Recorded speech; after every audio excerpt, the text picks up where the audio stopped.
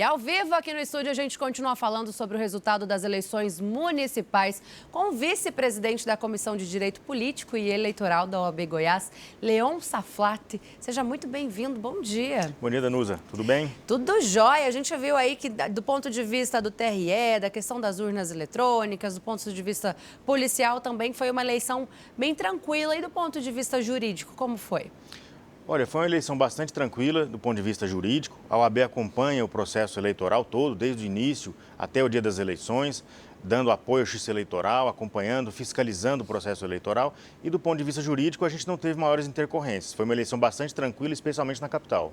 Teve alguma ocorrência? Teve alguém preso, alguma situação ou não? Na capital que a gente tem acompanhado, não. No interior, teve algumas ocorrências de pessoal, de gente sendo presa com santinho e dinheiro, né? Aquelas situações que sempre ocorrem, mas sem uma grande relevância, nada muito fora da curva. As eleições municipais costumam ser mais quentes no interior, Costumam ser mais quentes, a rivalidade é muito grande entre os candidatos, entre as coligações, né? É um jogo jogado ali, né, dentro da pequena área, né? Então, é uma eleição bastante preocupante, mas transcorreu com muita tranquilidade. Neste ano, teremos segundo turno nas 3 cidades de Goiás, que possibilita aí o segundo turno, que é Goiânia, Aparecida e Anápolis. As 3 vão levar candidatos aí para uma disputa final no dia 27 de outubro, né? A campanha continua valendo, as regras de campanha que valeram para o primeiro turno continuam agora para o segundo, que pode, que não pode, ou muda alguma coisa em relação do primeiro para o segundo turno? Danusa, as principais regras continuam as mesmas, mas a grande diferença é que agora os candidatos que estão no segundo turno têm o mesmo tempo de rádio e TV e as mesmas condições. Então, não são mais separados pela sua composição no Congresso Nacional, aquele tempo de rádio e TV. Agora, eles têm a metade do tempo disponível para a divulgação das suas propostas nas concessões, né? E as pílulas e os programas eleitorais, eles retornam agora, nessa semana ainda? Já retornam agora também com a mesma divisão, 50% para cada candidato que está no segundo turno. Eu vi uma notícia essa semana que uma rádio do interior ficou suspensa aí, 12 horas fora do ar por favorecer determinado candidato, por favorecer determinada chapa, né? Realmente decisões como essa acontecem, né? O tempo tem que ser igualitário para todos os candidatos em veículos que possuem concessão. Exatamente. Por possuírem uma concessão pública, as rádios e TVs devem propiciar aos candidatos um tratamento isonômico nas campanhas, diferente da mídia escrita, que é uma mídia privada que não depende de concessão. Mas as rádios e TVs devem propiciar esse tratamento isonômico e, quando isso não acontece, a Justiça Eleitoral pode intervir e pode, inclusive, suspender a divulgação dessas redes. Muito se falou antes das eleições sobre os impactos da inteligência artificial no resultado aí das urnas, né? Inteligência artificial pode criar vídeos com imagens, com fotos, onde ninguém sabe ao certo a origem, né? Se aquilo é real ou não. Como o senhor avalia que foi essa interferência nesses primeiros turnos, não somente aqui em Goiás, mas de forma geral? Olha, houve um intenso debate sobre a utilização da inteligência artificial previamente à eleição. E talvez esse debate serviu tanto para conscientizar as pessoas acerca dessas tecnologias que podem ser usadas de forma maléfica, como também para já coibir previamente a utilização desse tipo de divulgação.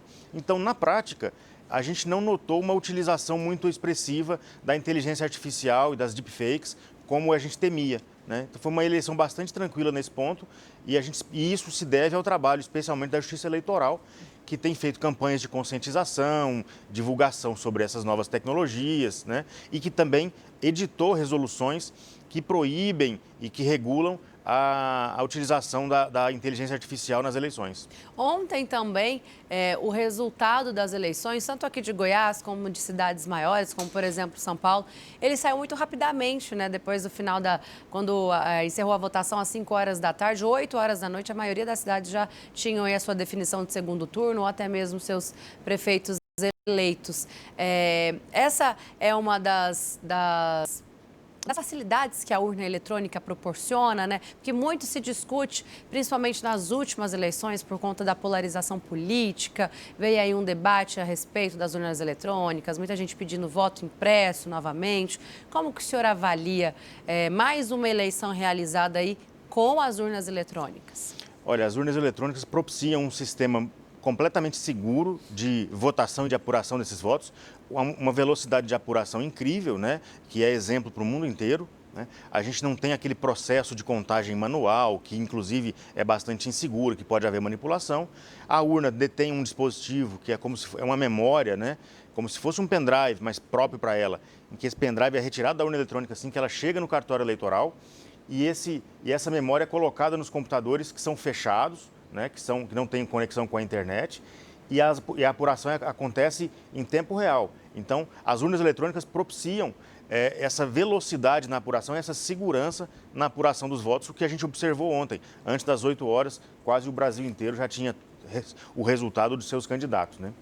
A gente viu uma matéria agora do candidato Fred Rodrigues, do PL, candidato que em quase todas as pesquisas eleitorais, ele estava ocupando terceira ou quarta posição aqui em Goiás, em quase todas as pesquisas divulgadas aqui por ele, ele criticando aí a questão dos institutos de pesquisa. O Fred, no segundo turno, foi uma surpresa? Com certeza, o Fred foi uma surpresa. A maioria dos institutos de pesquisa indicavam um outro cenário para a eleição de primeiro turno, né? E a gente verificou que ele correu por fora e passou e foi para o primeiro lugar. E o Mabel em segundo lugar, que estava sendo cotado para ser o primeiro colocado, né? Então, de fato, há uma surpresa. A gente não pode dizer que há algum problema com as pesquisas, mas as metodologias que são utilizadas são diferentes. Mas um dos institutos cravou esse resultado de ontem. Então, é da democracia, é do jogo. Cada instituto tem o seu método de trabalho, a sua metodologia de pesquisa, que são científicos, né? E um deles alcançou o resultado mais próximo da eleição. Então, isso é normal. Antes das eleições, antes do resultado de ontem, né, muitas pessoas davam como certa a Adriana Corsi do PT no segundo turno, porque as pessoas falavam que a direita não havia se organizado, que os votos estavam muito divididos e que isso prejudicaria o avanço de dois candidatos considerados de centro-direita ou de direita para o segundo turno.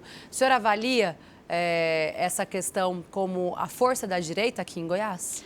Sem dúvida, né? Agora a gente vai ter um segundo turno com dois candidatos de direita, né? Um de centro-direita, direita e outro de extrema-direita, como dizem, né? Então, de fato, se constata que Goiás é um estado onde a direita é bastante forte, né? Mas a gente não pode esquecer a força da candidata de esquerda, Adriana Corsi, que também teve uma votação muito expressiva, chegou próximo ali do candidato Mabel, então foi uma eleição com um resultado muito pulverizado diante da presença de candidatos muito fortes, né? Certo, então, eu falei aqui com o vice-presidente da capital da Comissão de Direito Político e Eleitoral da OAB Goiás, Leon Safatler. Muito obrigada pela participação, doutor Leon. Muito obrigado, Danusa. Um bom dia a todos. Bom dia.